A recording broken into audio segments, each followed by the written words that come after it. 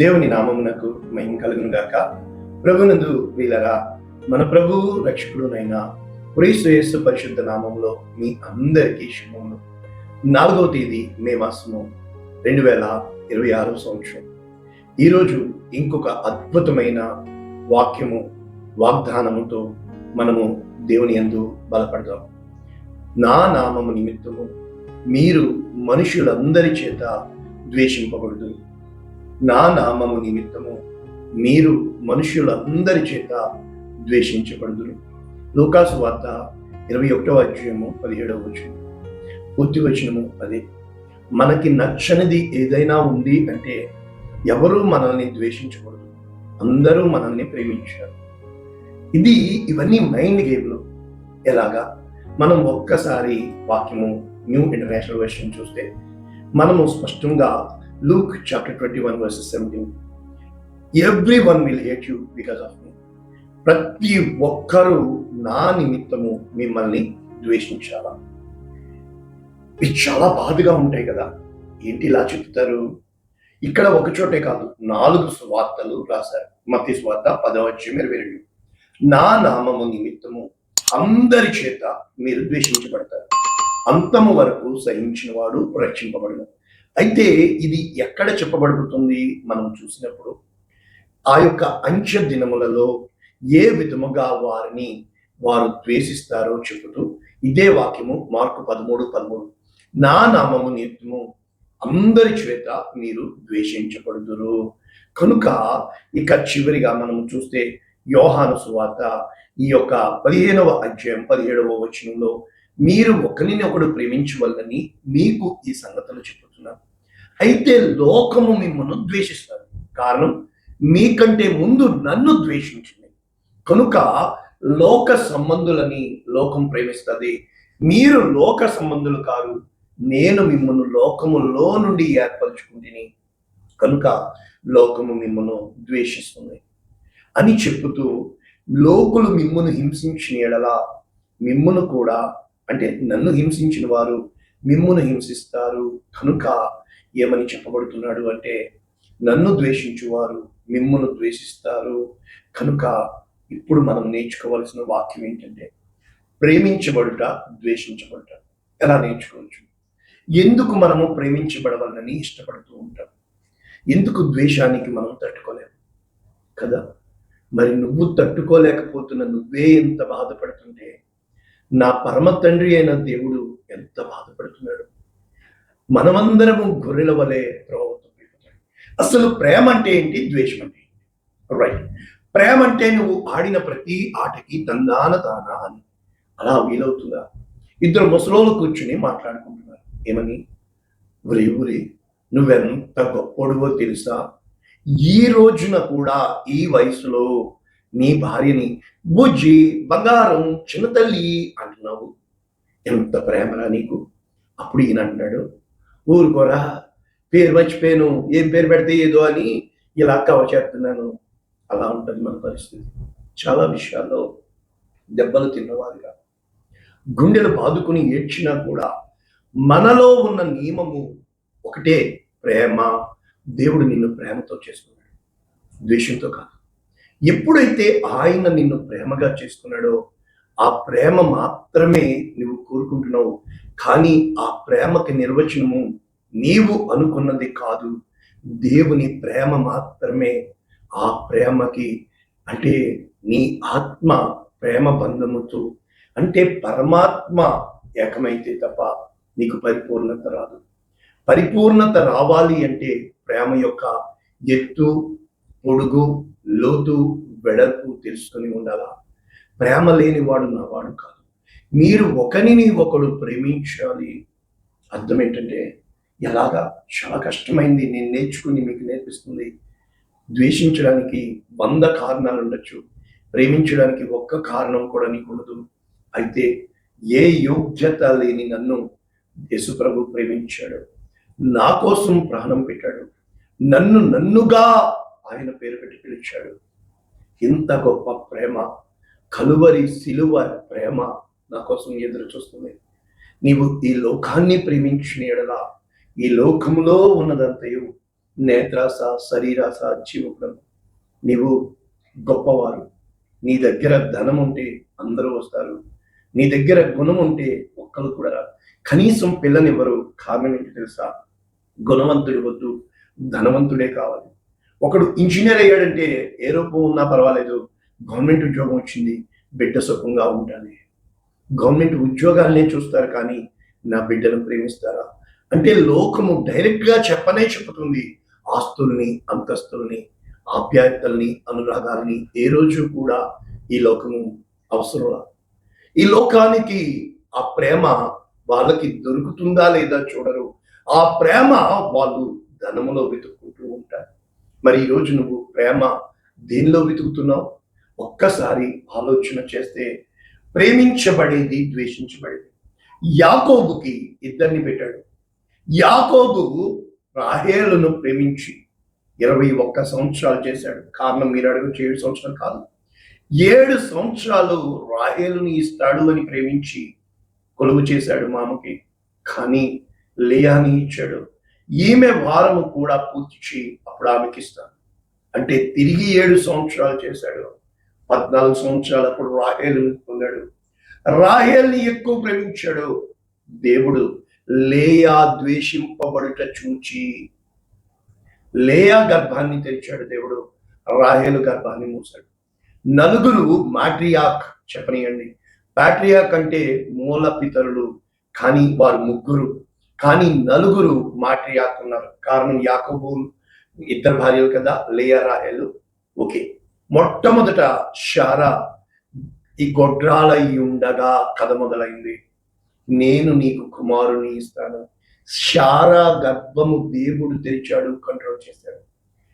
ఇస్సాకు 40 సంవత్సరాలకు పెళ్లి చేసుకున్నాడు. కానీ 60 సంవత్సరాల వరకు రెబకా గర్భము తెరవబడలా.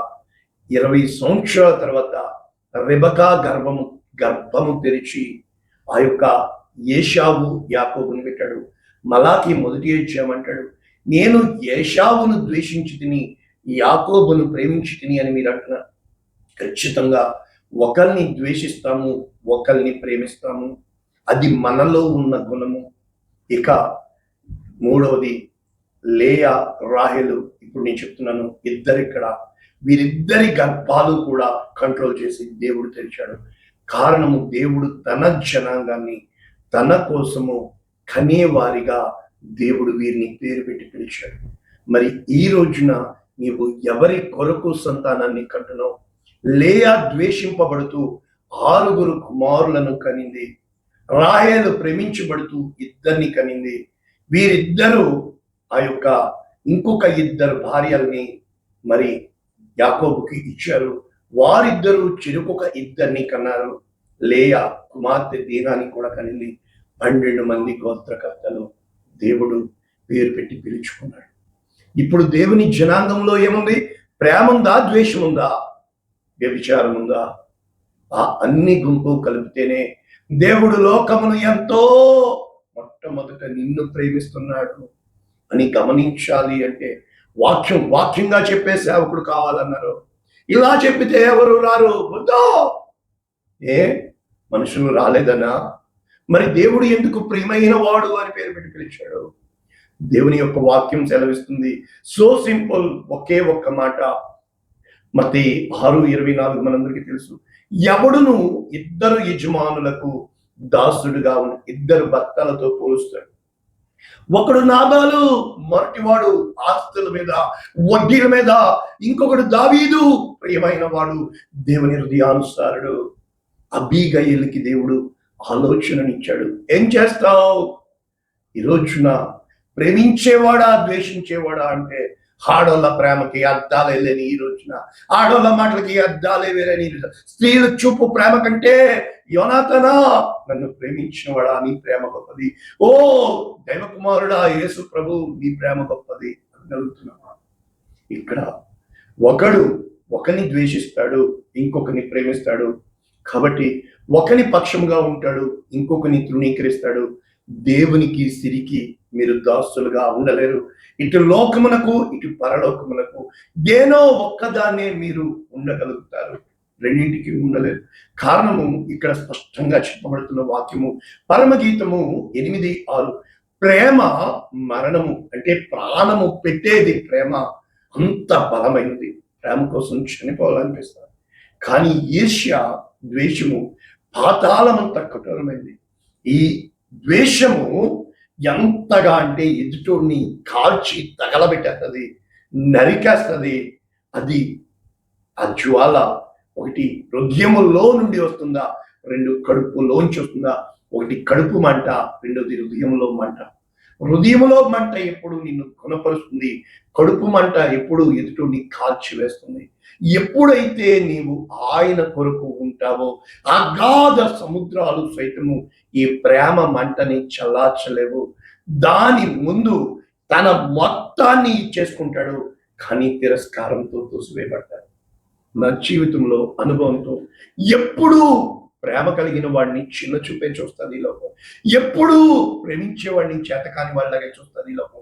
ఎప్పుడూ నీవు ప్రేమిస్తున్నావు నీ బిడ్డలని, కానీ నీ బిడ్డలు అంటారు నీ ఎవడకనమన్నాడు నిన్ను అని.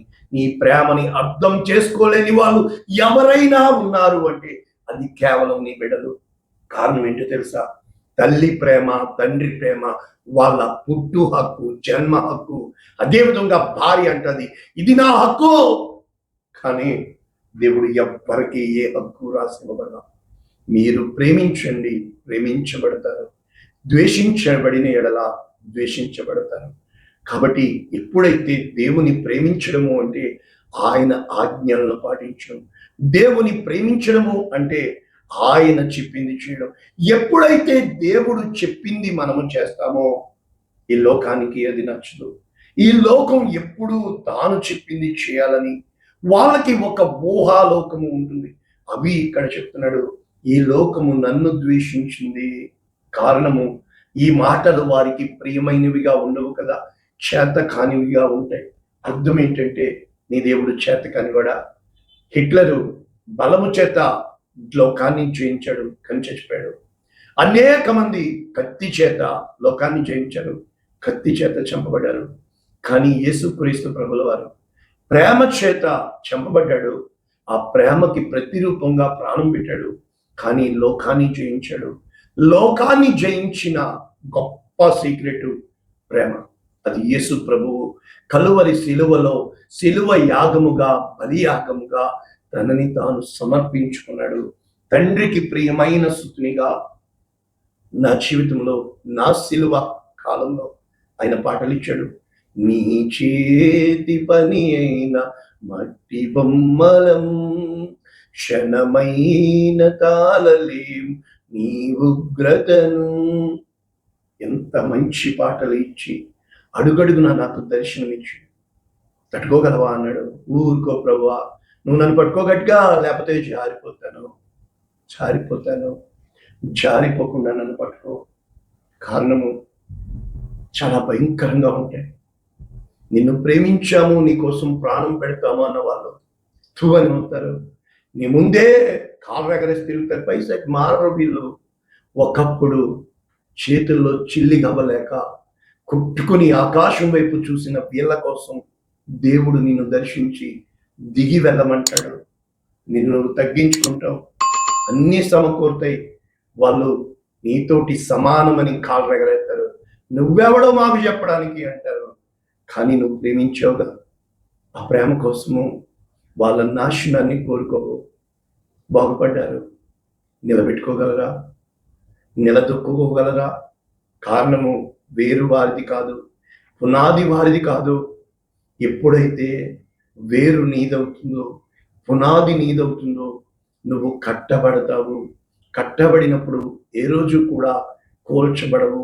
అయితే ఏ రోజునైతే ఇంకొకడు నిన్ను కడతాడో, కట్టింది చాలు నువ్వు వెళ్ళు అన్నప్పుడు ఆ కట్టడం నీది కాదు, వాడు కట్టుకున్నాడు. అది దేవుని ఆజ్ఞ చేత కట్టబడింది. అంటే దేవుడు కూల్చేస్తాడా? కాదు, అక్కడితో ఆపేస్తాడు. ఎదుగు ఉండదు, పొదుగు ఉండదు. ఎటు చూసినా ఒకదాని వెంట ఒకటి వస్తాయి. కొన్నాళ్ళు బాగానే ఉంటాయి, అన్ని బాగా జరుగుతాయి. ఎందుకంటే సమాజము నిజం చెప్తే ద్వేషిస్తుందిగా. కానీ నీ నిజం మనసులో ఉండిపోద్ది. కృంగి కృంగి కృంగి కృంగి కుమిలి కుమిలి ఏడుస్తూ ఉంటావు, కానీ పైకి బతికేస్తావు. అందరిలాగా బతికేస్తావు, వెళ్ళిపోద్ది. ప్రేమ లోపల చచ్చిపోద్ది. ఆ ప్రేమ చచ్చిపోలేదు, చంపేశావు. చావలేదు, చంపేయలేదు, మర్చిపోయావు, మర్చిపోలేదు. నన్ను వీడనన్నది ప్రేమ, నన్ను మరువనన్నది ప్రేమ, నాకై ప్రాణం పెట్టిన ప్రేమ.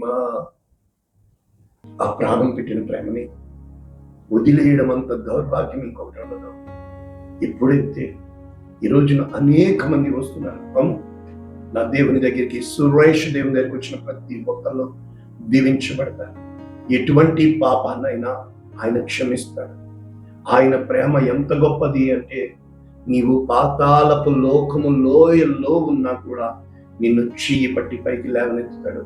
నా దేవుడు గొప్పవాడు. అటువంటి ప్రేమను తెలుసుకున్న నేను ఈరోజు ఏ ప్రేమ కోసం వెళ్తున్నావో జాగ్రత్త సుమ.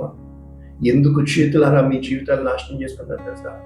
నీ భర్త ఫలానా వాడు అంటావు, కానీ వాడి ప్రేమ కోసం ఎదురు చూస్తావు. కానీ ఒంటరిగానే జీవితాంతం పిల్లల్ని పెంచుతూ ఉండిపోతున్నావు.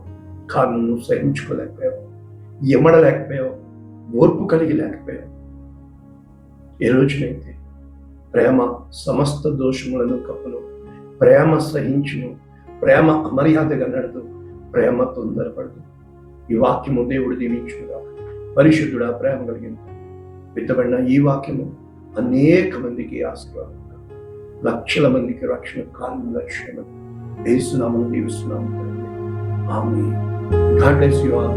దేవుడు మిమ్మల్ని దీవించును.